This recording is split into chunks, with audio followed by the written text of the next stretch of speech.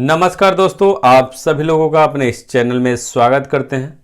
दोस्तों, हम लोग कक्षा 3 के हिंदी विषय का आपका शिक्षण योजना लेकर उपस्थित हैं और प्रकरण है हम लोगों का प्रार्थना।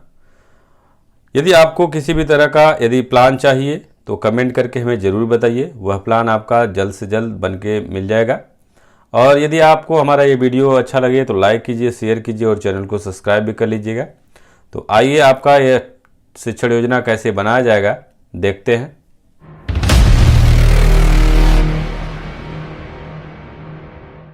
सबसे पहले आप शिक्षण योजना बनाने के लिए आप क्या करेंगे, यहाँ पे लिखेंगे शिक्षण योजना।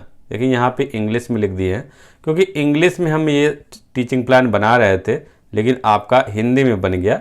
तो यहाँ पे आप शिक्षण योजना लिखिएगा, जो भी आपका संख्या होगा वो लिख लीजिएगा। फिर आप ऐसे कॉलम बनाइएगा।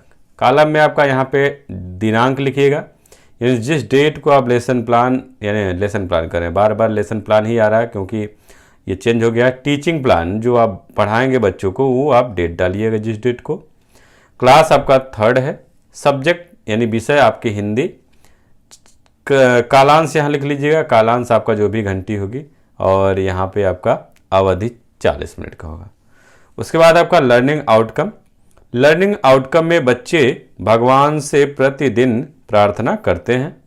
बच्चे ईश्वर से स्वयं को जोड़ सकेंगे, यानी ये जानकारी बच्चों को देना। प्रकरण हम लोगों का प्रार्थना। उसके बाद आपका सीखने सिखाने की सामग्री। और सीखने सिखाने की जो सामग्री, इसमें पाठ्य पुस्तक, पाठ्य पुस्तक आपकी होनी चाहिए। प्रार्थना से संबंधित चार्ट और प्राकृतिक वातावरण आपकी होनी चाहिए। फिर उसके बाद सीखने सिखाने की प्रक्रियाएं या गतिविधियां। इसमें आपका 4 कॉलम बनेगा। पहले में क्रम संख्या, दूसरे में चरण, तीसरे में समय, चौथे में आकलन का तरीका। तो पहला चरण है शिक्षण के आरंभ में, और ये आपका 5 मिनट का होगा। इसमें प्रश्नोत्तर व प्रतिक्रिया विधि होगी।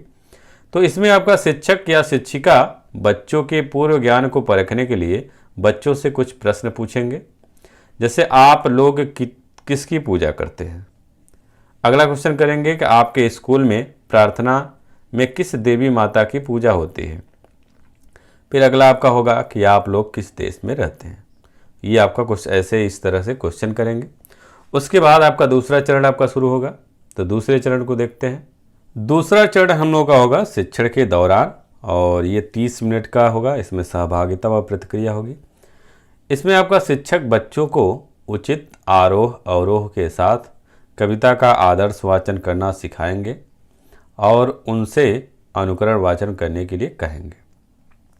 तो आपका देश की माटी से लेकर विमल बने तक ये आपका रहेगा पूरा। इसमें आपका शिक्षक बच्चों को कविता का अर्थ बताते हैं। तो कविता का अर्थ में प्रस्तुत पाठ में कवि कहता है कि हे भगवान, हमारे देश की मिट्टी, हमारे देश का जल, हमारे देश की वायु और हमारे देश के फल वनस्पति सब मधुर हो जाएं, यही हमारी आपसे विनती है।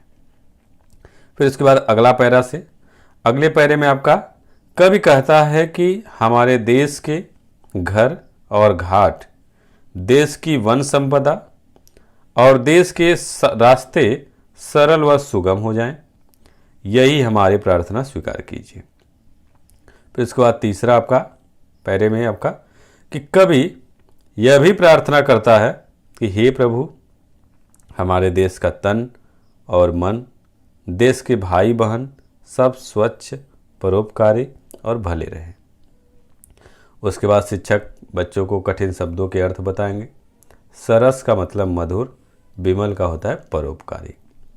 फिर उसके बाद आपका तीसरा चरण आपका क्या है।